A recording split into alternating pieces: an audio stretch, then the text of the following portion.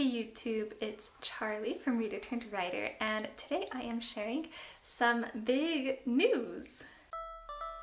If you're new here, welcome, and if not, welcome back. Thank you so much for being here at my bookish channel where I talk about all things reading and writing related. If you do like this video, don't forget to hit the thumbs up and subscribe if you want to hang around and see more of my content. I would really love for you to do that. So my big news is that I am pregnant. We are expecting our fourth child. We have 3 girls, and we just found out that we are having a boy, and we are all super excited for that. My oldest girl especially wants a brother. She was really set on having a brother with our last child, and we waited to find out the gender until we had the baby, and she turned out to be a girl, and my oldest was very disappointed. And obviously my husband is also excited to finally have a son. I'm also excited. I'm a little bit nervous for a few things because I know it'll be a little bit different than raising girls, but I'm also excited. I will be 20 weeks on Sunday, and I'm doing it at the beginning of September. And I just wanted to share that here because I feel like it's big news and it affects my writing and my channel and everything. In fact, it's been a little bit hard because we've been keeping it kind of down low. We told family, but we didn't make a big announcement about it. We were kind of waiting to find out the gender. I think I just really wanted a boy, so I was hoping it was a boy, and we knew it would be really fun to announce that we're having a baby, along with the fact that we're having a boy at the same time, and so we were kind of waiting for that. We found out, I think, a little over a week ago, but we've had family in town and stuff, so we've been busy, so I haven't done a lot on YouTube recently. But all of January and February I was feeling pretty sick. I was able to still upload quite a bit because I had pre-recorded quite a few videos before I was feeling super sick with morning sickness, and editing was actually really nice because it was something that didn't take a lot of concentration. I had a hard time concentrating, so reading was a lot harder, and as was writing, but editing was just kind of you just kind of do it, and so editing videos turned out to be a pretty good thing to do while I was feeling sick. But writing was a lot harder when I was feeling sick. It was really hard to muster up the gung-ho to do it. And then since then, I've just been busy. My midwife that I go through has a program for all of her girls that has exercises and stretches and supplements and a special diet and different things to really help you to feel really good during pregnancy and to help the labor to be really safe and short and quick, and to even help you afterwards to recover easier and stuff. And so I've been doing that program, and it's kind of gotten me all into fitness, so I'm like, all into exercising, and not that I'm like crazy or anything with it, but I'm really excited about it and kind of cued into that rather than as much with writing and YouTube and stuff. And so I just haven't uploaded quite as much, which I was kind of planning on doing that this year anyway.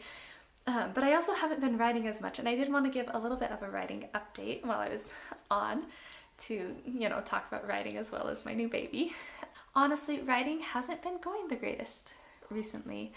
I have found that my new routine in the morning includes walking, because walking is one of the best things you can do when you're pregnant, and some different exercises, and just that on top of some things that I do with my husband, like we get up together and do some things together, like yoga and shower and stuff. And that on top of just like getting ready for the day and making breakfast and clearing out the dishwasher and getting the girls ready for the day. By the time I'm done with all of that, I'm feeling very ready to start homeschool. It's usually around 9 or 9:30. And I like to really have quite a few hours to commit to reading aloud and then doing some activities and homeschool stuff with my kids in the morning. And so then I wasn't really finding time to write in the morning anymore. And in order to do that, I would have had to get up earlier, and I'm not willing to do that right now. So I decided to change my writing time of when I was writing, and I was like, oh, I'll do it during lunch because the kids will be eating and it'll be kind of easy, but it hasn't worked very well. Some days it works. I'll do it while I'm writing, but I get interrupted, or I'll do it right after lunch. I sit down with my 6-year-old to help her practice piano, and I can write in between helping her because she's like, I don't actually know how to play piano, so I'm just there to kind of make sure that she practices, which is kind of quite the job because she's 6, and she loves piano, but she doesn't love practicing piano, of course. And so it wasn't working very well. I wasn't feeling like I had focused time. And I also just wasn't super into it. I haven't been reading a lot of craft books recently, which I want to get back into. And our writing group has been a little more sporadic recently, just with some different things. And it's just been kind of harder to feel like I've been super cued into writing. My environment hasn't really made me excited about it. And I've been really focused on pregnancy and fitness and some different things. And so, and homeschool too. And so it has been a little bit rough. I haven't gotten a lot done, but I have a plan because I've been talking with my husband. He actually reread Atomic Habits recently, and I did do a review of that. I will link that down below and on the screen so that you can go watch it if you would like. And one of the things about Atomic Habits that we have realized is that one of the most important parts of habits is anticipating it. Someone who goes to the gym regularly does not dread their workout every day, or they wouldn't consistently go to the gym. And so they actually probably look forward to it. And obviously there are probably days when they don't, but some days they do. And so we've been trying to figure out how we can set up our environment and some actions that we can take so that we anticipate the things that we most want to get done. And I feel like I've done a really good job with that with exercise, which is part of why I'm all cued into fitness. I look forward to it every day and have found ways to do it throughout the day and different things. And so now I want to try and find ways to do that with writing. And one thing I'm going to do is during breakfast, I'm not going to write during breakfast, but I am just going to simply pull up my outline and see the next scene that I'm going to write and pull up what I wrote yesterday and just read through the end of it, so I kind of can start thinking about what I am going to be writing next, so that it will be on my mind as I am going through the morning. And kind of, just for me, planning is one of the ways that I anticipate things. I am very high in orderliness, and so I love planning. And so I love planning. And this is like a form of planning for me. I can kind of plan out what I'm going to write so that by the time I get to writing, instead of having to get myself into it, hopefully this will help me to already be into it. And then the other thing I'm going to do is I'm actually going to change the time that I'm writing again. And I'm also going to go back to 500 words instead of 30-minute timer. It hasn't worked as well recently with just getting interrupted by kids and stuff. And so I am going to just do 500 words, which usually takes me 15 to 20 minutes to do 500 words. Yesterday it took me an hour because I got interrupted a lot because the kids were struggling. But sometimes that's just how it is. And so I do want to get at least 500 words, and I want to do that Monday through Friday. And I'm going to, as soon as I put my youngest down for her nap, which will get rid of one distraction, I can help my kids find something to do and then sit down and write my words. We'll see if that works for now. I'm sure that when the baby comes, this will all change and we'll kind of go into survival mode, but I am guessing that my first draft will be about 80,000 words, and I have less than 10,000 words written on it so far because I've had to restart one character. The stuff I have written for her is fine, but my main character, I am starting from scratch because of some of the feedback that I got on what I was writing for her, and I really feel like it needs redone, so I'm just starting from scratch. And so if I do 2,500 words a week, which is my goal, I really, really want to do that consistently, 500 words each day. Then if I can do 2,500 words a week, then by the time the baby comes, I'll probably have 55,000 words written. And then I can finish up the last 2,500 words in the last few months after I take a little break after the baby comes.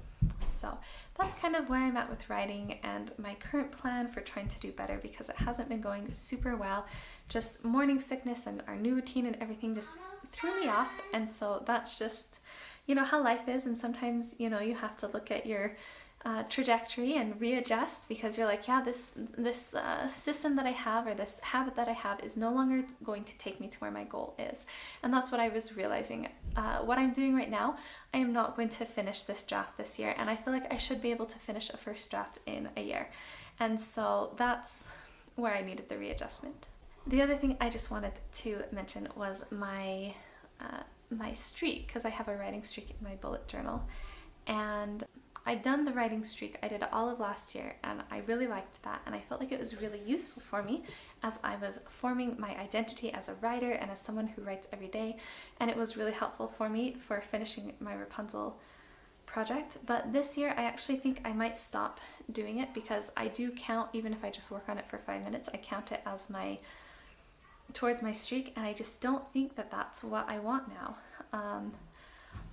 I may set up a new page in my bullet journal or somewhere where I have just like the weeks and the 2,500 words that I want to hit, because that's my new goal. And if I can hit 2,500 words, then I can mark it off and have that kind of be my new tracking, because that will help me to finish my first draft this year, which is my goal.